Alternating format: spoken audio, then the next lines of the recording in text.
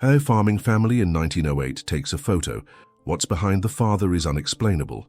Margaret Wheeler carefully lifted the dusty photograph from her grandmother's estate sale collection in rural Nebraska. The sepia-toned image showed 5 people standing outside a weathered farmhouse, a stern-faced father in overalls, a woman in a simple dress, and 3 children of varying ages. The year 1908 was inscribed in faded ink on the back, along with the name Henderson Family Farm. What caught Margaret's attention wasn't the family's solemn expressions or their modest clothing typical of early 20th century farming communities. Behind the father, barely visible in the shadows of the barn, something unusual appeared in the photograph.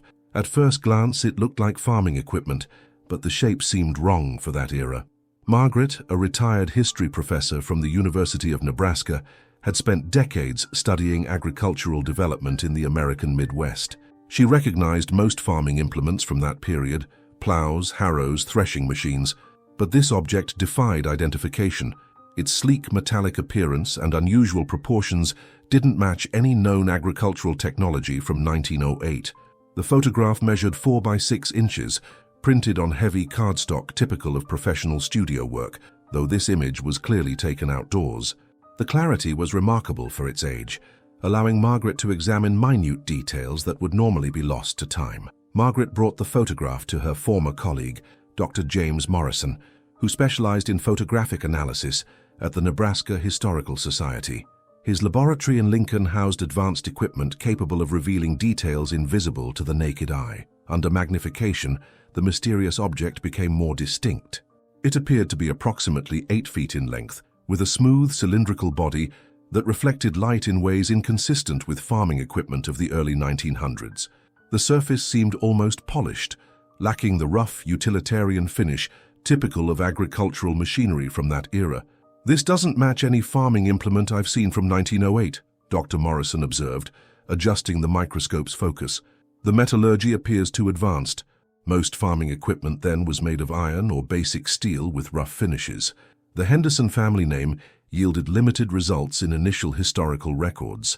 Nebraska's agricultural census from 1910 listed dozens of Henderson families throughout the state, but pinpointing this specific family proved challenging without more identifying information. Dr. Morrison suggested contacting local historical societies in Nebraska's farming communities. Many rural areas maintained detailed records of pioneer families, including property deeds, crop reports, and family genealogies. These resources might provide crucial context about the Henderson family and their farming operation. The photograph's professional quality also raised questions.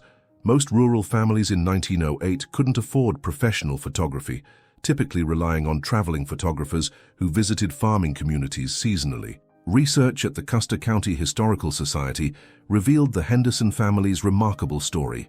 Samuel Henderson had purchased 160 acres near Broken Bow, Nebraska in 1904 as part of the Homestead Act. Unlike many struggling farmers of the era, Henderson appeared to prosper unusually quickly. Local newspaper archives from the Broken Bow Republican showed Henderson's farm produced exceptional crop yields between 1906 and 1910. His wheat harvests consistently exceeded those of neighboring farms by 30 to 40%, despite using similar acreage and facing identical weather conditions.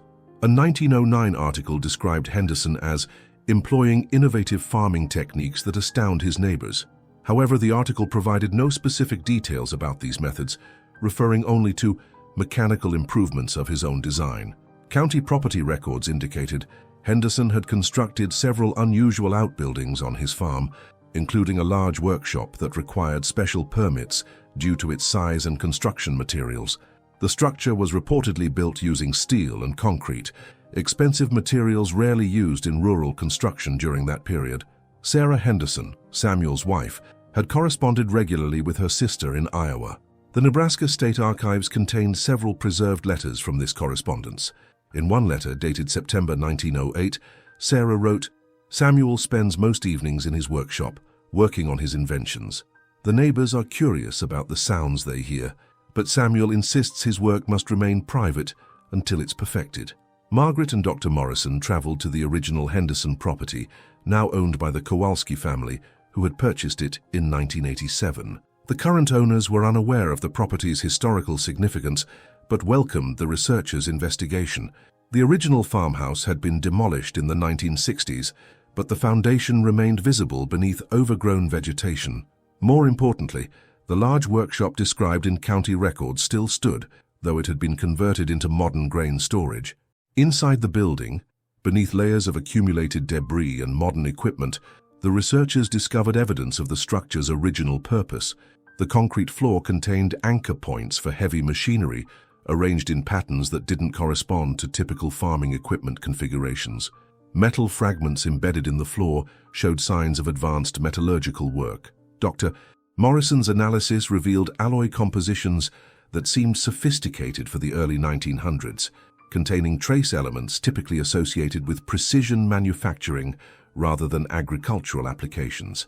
The building's construction also puzzled experts. The steel framework utilized welding techniques that weren't commonly available to rural farmers in 1908. Most rural construction relied on bolted or riveted connections, as electric welding was still emerging technology, primarily used in urban industrial settings. Local residents recalled stories passed down through generations about strange sounds emanating from the Henderson property during evening hours. These accounts described mechanical noises, unlike typical farming activities, often continuing well past sunset, when most agricultural work would have ceased. Digital enhancement of the original photograph revealed additional details about the mysterious object behind Samuel Henderson. The object's surface showed a series of parallel lines that appeared to be machined grooves, suggesting precision manufacturing capabilities far exceeding typical rural workshops of 1908. Dr. Morrison consulted with colleagues at the Smithsonian Institution's National Museum of American History. Their experts in early 20th century technology were equally puzzled by the object's appearance and apparent construction quality. The photograph's professional quality led researchers to investigate traveling photographers who worked in rural Nebraska during 1908. Records from the Nebraska Photography Association identified 3 photographers who regularly visited farming communities in Custer County during that period. One photographer, Charles Whitmore, maintained detailed business records that survived in his family's collection. His appointment book from September 1908 contained an entry for Henderson Farm, Special Commission, with an unusually high fee of $15, equivalent to several $100s in modern currency. Whitmore's notes described the Henderson Commission as unusual documentation request, and mentioned that Samuel Henderson specifically requested the photograph be taken from a particular angle to include his workshop area in the background. The photographer's technical notes indicated he used specialized lighting equipment for the outdoor session, which was uncommon for rural photography of that era. Most traveling photographers relied on natural lighting due to the impracticality of transporting electric lighting equipment to remote farming locations. Further investigation revealed discrepancies in the timeline of Henderson's farming success and the appearance of his mysterious workshop activities. County agricultural reports showed Henderson's exceptional crop yields began in 1907, a year before the photograph was taken. However, property records indicated construction of the large workshop began in late 1906 and was completed by spring 1907. This timing suggested Henderson's improved farming results coincided directly with whatever activities he conducted in his specialized building. Local weather records from the National Weather Service archives showed 1907 and 1908 were particularly challenging years for Nebraska agriculture. Drought conditions affected most of the state, yet Henderson's farm continued producing exceptional harvests while neighboring farms struggled. A newspaper article from the Grand Island Independent, dated October 1908, mentioned Henderson's farm during a report on regional agricultural challenges. The reporter noted that, while most Custer County farmers face significant crop losses due to persistent drought, the Henderson property maintains unusually green fields and healthy livestock. The article included a quote from a neighboring farmer, John Mueller, who stated, "Samuel's got some kind of system we can't figure out. His fields stay green when ours are brown. He says it's just better planning, but there's something else going on over there." Dr. Morrison's research team discovered that Henderson had ordered unusual quantities of metal and mechanical components through the Burlington Railroad's freight service. Shipping records from 1906-1908 showed deliveries to Henderson that included precision machined steel parts, specialized tools, and materials typically used in urban manufacturing rather than farming. The research team collaborated with metallurgical experts at the Colorado School of Mines to analyze metal fragments found in Henderson's workshop. Laboratory results revealed alloy compositions that were technically possible in 1908, but would have required sophisticated equipment and expertise rarely available outside major industrial centers. Dr. Patricia Hoffman, the lead metallurgist, noted that the metal samples contained carefully controlled ratios of chromium and nickel, creating an early form of stainless steel. While the basic metallurgy existed in 1908, producing such precise alloy compositions required industrial furnaces and quality control methods typically found only in large-scale manufacturing facilities. This represents advanced metallurgical knowledge for a rural farmer, Dr. Hoffman explained. The precision of these alloy ratios suggests someone with significant technical training or access to industrial resources. Analysis of soil samples from the original Henderson property revealed unusual mineral concentrations in areas surrounding the workshop location. These concentrations included trace elements associated with high-temperature metalworking processes, supporting evidence of sophisticated manufacturing activities. The team also discovered that Henderson had received shipments of coal specifically suited for metallurgical work, rather than the standard heating coal used by most rural residents. Railroad freight records showed these specialized coal deliveries continued regularly from 1906 through 1910. Patent office records from Washington, D.C. revealed that Samuel Henderson had submitted several patent applications between 1907 and 1909. However, these applications were either withdrawn before approval or classified under regulations that restricted public access to potentially sensitive technical innovations. Research at the National Archives in College Park, Maryland, uncovered correspondence between Henderson and officials at the U.S. Department of Agriculture's Office of Experiment Stations. These letters, previously classified but released under Freedom of Information Act requests, revealed Henderson's involvement in experimental agricultural programs. The correspondence indicated Henderson was testing prototype agricultural equipment developed in collaboration with government engineers.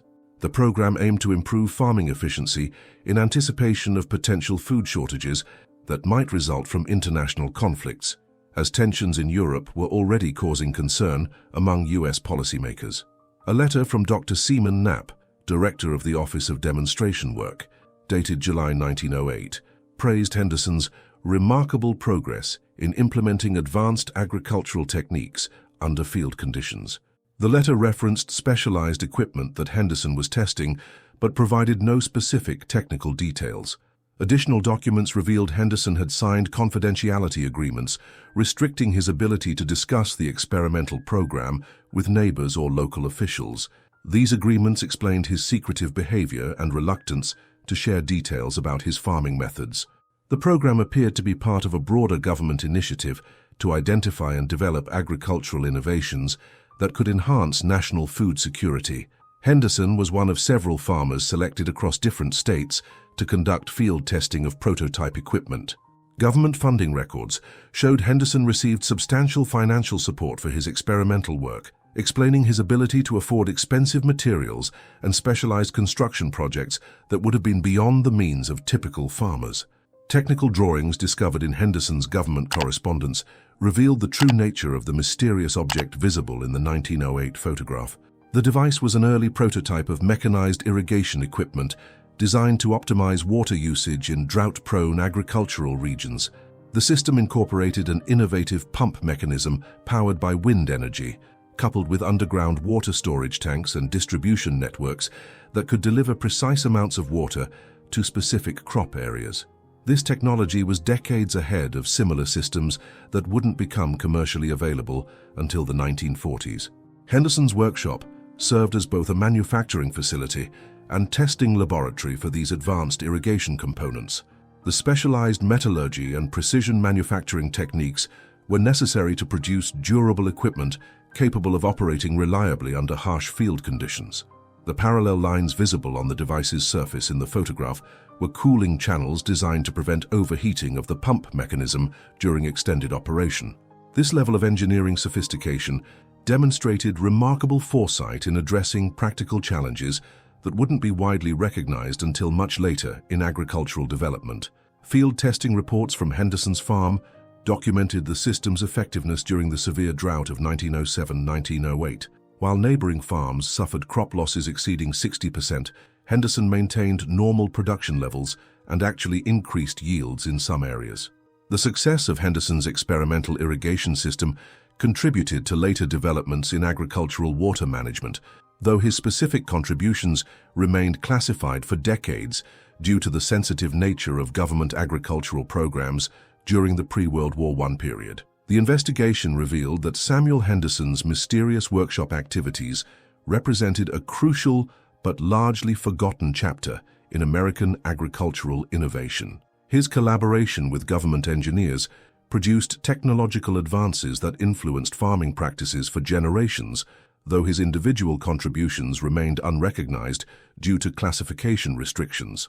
After the experimental program ended in 1910, Henderson was required to dismantle his prototype equipment and return technical materials to government custody. He returned to conventional farming methods, but maintained his property's improved productivity through traditional techniques learned during the experimental period.